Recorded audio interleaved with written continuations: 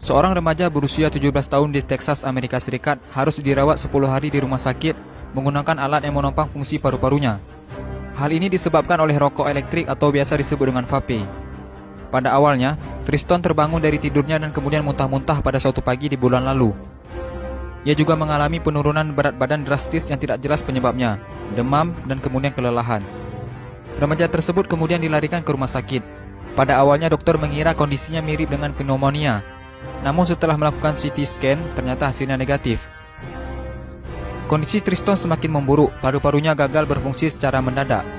Remaja itu pun harus diintubasi atau dimasukkan tabung endotrakeal melalui mulut atau hidungnya untuk menghubungkan udara luar dengan kedua paru-parunya agar paru-parunya tetap bisa berfungsi dengan baik.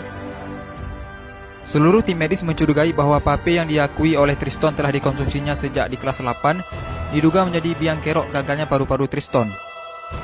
Kami tidak tahu secara pasti apa yang dilakukan oleh Triston, namun ada laporan literatur tentang pneumonitis, hipersensitivitas akibat vaping, kata dokter yang menangani Triston, yaitu Dr. Suzanne Whitworth, dikutip dari Daily Mail.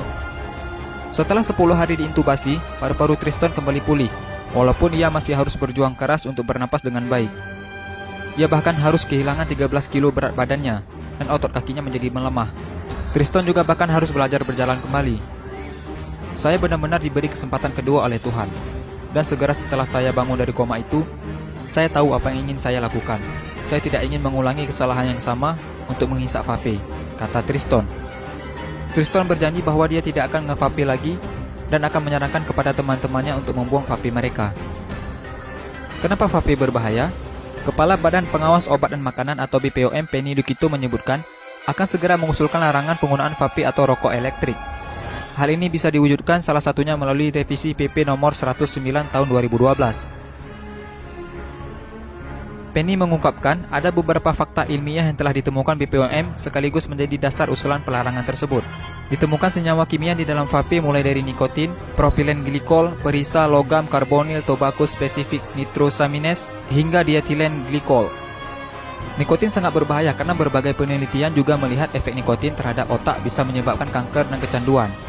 Propilen glikol juga sangat berbahaya karena jika dikonsumsi secara terus-menerus dapat menyebabkan gagal ginjal. Menurut laporan yang dipublikasikan dalam jurnal Investigate Medicine High Impact Case Reports tahun 2015. Memang vape tidak langsung memberikan dampak buruk bagi kesehatan. Sama seperti rokok, banyak orang yang tetap bisa sehat walaupun merokok. Nah, sebaiknya kita mulai menjaga kesehatan paru-paru kita dengan tidak menghisap vape atau rokok.